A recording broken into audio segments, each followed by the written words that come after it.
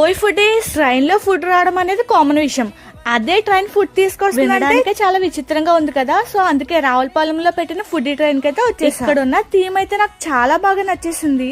మనకి ఏ ఫుడ్ కావాలన్నా ఆర్డర్ చేస్తే చాలు, ట్రైనే మన దగ్గర తెచ్చి పెట్టేస్తుంది. నాకైతే చాలా ఇంట్రెస్టింగ్ గా క్రేజీగా అయితే అనిపించింది. ఇక్కడ థీమ్ అయితే చాలా బాగా నచ్చింది. మన కాకినాడలో కూడా ఉండేది ఫుడ్ ట్రైన్, సేమ్ అదే రెస్టారెంట్ వాళ్ళు రావులపాలెంకి అయితే షిఫ్ట్ చేశారంట. నేను కాకినాడలో ఉన్నప్పుడైతే విజిట్ చేసా, ఇప్పుడు రావులపాలెంకి వెళ్ళా. ఇక్కడైతే చాలా బాగా నచ్చింది.